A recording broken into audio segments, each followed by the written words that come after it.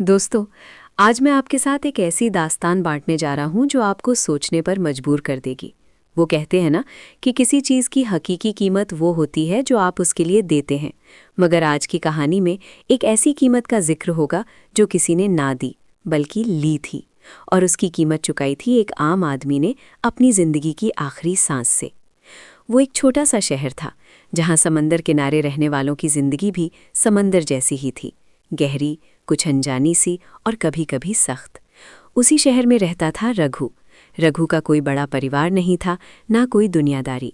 वो अकेला था और जीता था अपनी छोटी सी किरण की दुकान से। दुकान थी तो छोटी, मगर उसकी ईमानदारी का चर्चा पूरे शहर में था। वो कभी भी घर से निकलते वक्त अपनी माँ की दी हुई एक चांदी की कंगना पहनता था। उसके लिए वो कंगना सिर्फ एक गहना नहीं, बल्कि उसकी ईमानदारी की निशानी थी। एक बार की बात है, जब शहर में एक बड़ा मेला लगा। दूर दूर से लोग आए, सौदागर आए और उन्हीं में से एक बहुत अमीर सौदागर भी आया। उसका नाम था जहांगीर मलिक। वो अपने साथ एक अनमोल खजाना लाया था।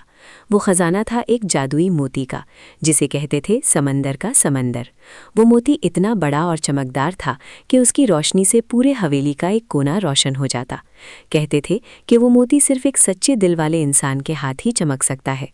मलिक साहब इस मोती को अपनी शान समझते थे और उसे हर वक्त अपने पास रखते थे। मेला खत्म हुआ और सब लोग अपने अपने घर वापस गए। मगर जब मलिक साहब ने अपने खजाने की जांच की तो वो मोती गायब था। हवेली में हंगामा मच गया। हर कोई तलाश करने लगा। किसी को कुछ पता नहीं चला। मलिक साहब का गुस्सा इतना था कि उसने शहर के कोतवाल को बुला लिया। उसने फैसला सुनाया कि जो भी चोर को पकड़ेगा उसे इनाम में 8,000 सोने के सिक्का मिलेंगे। ये खबर आग की तरह फैल गई। हर कोई मोती ढूंढने लगा, मगर कोई कामयाब नहीं हुआ। कुछ दिनों बाद एक शख्स ने कोतवाल को खबर दी कि उसने रघु को उस रात हवेली के आसपास घूमते देखा था। बिना किसी सवाल के रघु को पकड़कर हवेली ले आया गया। मालिक साहब के सामने पेश किया गया। रघु ने कहा, हुजूर, मैंने कुछ नहीं चुराया। मैं वहां से गुजर रहा था और मेरा कंगना गिर गया था। मैं उसे ढूंढ रहा था। मगर किसी ने उसकी बात नहीं सुनी। गरीब आदमी की जुबान पर कौन यकीन करता। उसे कैद कर दिया गया। कैदखाने में भी रघु अपनी बेगुनाही का दावा देता रहा, मगर उसे कोई सुनने वाला नहीं था। उसके पास अब सिर्फ वो चांदी का कंगना बचा था, जो उसकी माँ की याद दिलाता था। एक रात जब कैदखाने का दरोगा उससे मिलने आया, उसने रघु से कहा, रघु, तू चला जा। मालिक साहब को पता चला है कि चोर कोई और है, मगर एक शर्त पर। रघु ने पूछा, क्या शर्त? दरोगा ने कहा, तेरा कंगना दे दे, वो मेरे बेटे को पसंद आया है। रघु को लगा जैसे उसकी सांस थम गई हो। वो कंगना उसकी माँ की आखिरी निशानी थी। उसने कुछ पल सोचा, फिर आहिस्ता से कंगना उतारा और दरोगा के हाथ में थाम दिया। दरोगा ने मुस्कुराकर उसे छोड़ दिया। रघु वहां से चला गया, दिल टूटकर, मगर अपनी आज़ादी पाकर। वो वापस अपनी दुकान पर आया, मगर अब कोई उससे पहले जैसे नहीं देखता था। लोग उसे चोर कहते थे। उसका धंधा खत्म हो गया। वो मेहनत करता, मगर कोई उसे काम नहीं देता था। साल गुजर गए। रघु बूढ़ा हो गया। एक दिन शहर में एक बड़ा तूफान आया। समंदर ने अपना भयंकर रूप दिखाया। पूरे शहर में पानी भर गया। लोग भाग रहे थे। उसी तूफान में मालिक साहब की हवेली भी डूबने लगी। मालिक साहब और उसका परिवार बालाखड़ी पर फंस गया था।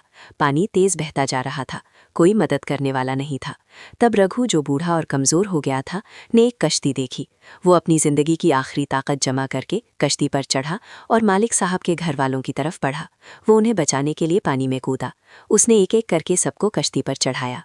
आखिरी में मालिक साहब बचा था, मगर पानी का बहाव इतना तेज था कि रघु खुद न चढ़ सका। उसने अपने पूरे जोर से मालिक साहब को कश्ती की तरफ धकेला। मालिक साहब कश्ती पर चढ़ गया, मगर एक तेज लहर ने रघु को अपनी गोद में ले लिया। मालिक साहब ने पीछे मुड़कर देखा तो उसने वो बूढ़ा आदमी पानी में डूबते हुए देखा। उस वक्त उसकी आंख में कुछ चमका। उस बूढ़े आदमी के हाथ में वो चांदी का कंगना था जो अब भी चमक रहा था। मालिक साहब की आंख खुई रही। उसने पहचान लिया, वो रघु था। जब तूफान थमा और मालिक साहब घर पहुंचे, उन्होंने दरोगा को बुलाकर पूरे वाकयात का जिक्र किया। दरोगा का चेहरा फट गया। उसने सारी बात कबूल की। उसने कहा, हकीकत ये है कि मैंने ही मोती चुराया था। मैं उसे छुपाए हुए था। रघु बेगुनाह था। मैंने उसे कंगने के बदले छोड़ दिया था।